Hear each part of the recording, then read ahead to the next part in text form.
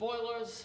I always like to observe that, I mean, Australia is predominantly in its air conditioning thinking, I suppose, an air condition is a cooling climate, even though we do a bit of heating.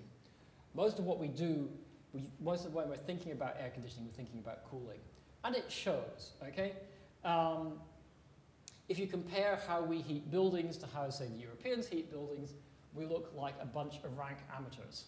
But don't worry, it's okay, because when you see how the Europeans cool their buildings, they look like a bunch of rank amateurs. So it's all about relative expertise. But we're not very smart with boilers.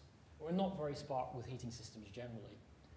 So what can we do? Well, we can replace some tired old boilers, because there's lots of those about. Eliminating steam boilers. Outside the industrial sector, and some would argue even inside the industrial sector, there's not a lot of skill for managing steam systems. And so they tend to be managed very, very badly. So there's some very good arguments for not having steam. Upgrading the burners to fully modulating burners. A simple burner turns on, flame turns on, it heats, it's warm enough, it turns off. Okay? A fully modulating burner adjusts the flame up and down to match the load. It's a more efficient arrangement. Increasingly now, though, we also have the ability to use condensing boilers.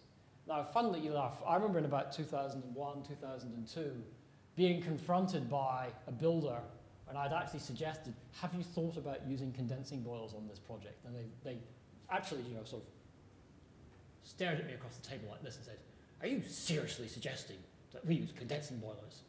As if I was suggesting that we were going to fly to the moon and set up a base or something like that. It's become quite common. Okay? There are quite a few condensing boilers now in buildings in Melbourne. The nice thing about condensing boilers is that instead of being 80% efficient, they're about 95% efficient. But you have to set them up correctly. Okay? The condensing function refers to the fact that it condenses water out of the flue gases, and that gets you more energy.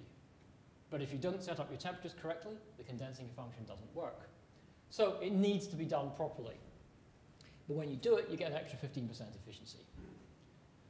But if you're not going to replace your boiler, at least tune your burner regularly. Your burner has some gas going in and some air going in.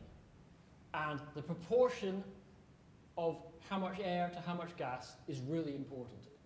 If you put in too little air, you don't burn the fuel properly. If you put in too much, you're wasting a lot of energy heating a whole bunch of air. Okay? So getting it just right is really important. And as a whole, every boiler I've looked at in detail on this has had bad boiler tuning, okay, like appalling. And so typically, it's not a huge thing. It might be a 3 or 4% efficiency improvement, but given that it's at the adjustment of a couple of screws, that's quite an important improvement.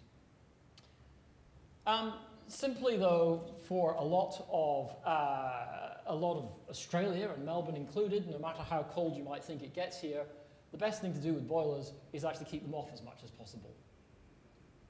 People tend to leave boilers running far too long. The amount of time we actually need heating in most commercial premises in Australia and in Melbourne and in Canberra and even in Hobart is quite limited. Okay, so they should only be running for weeks per year, not months per year.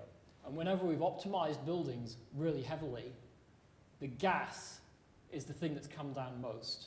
You might get 30% saving in the electricity, but it's not unrealistic to talk about reducing the gas bill by 80%. That's how much we waste gas in buildings. It is also possible sometimes with boilers to reduce the operating temperature. Some caution and issues required there, but it's still possible to do things.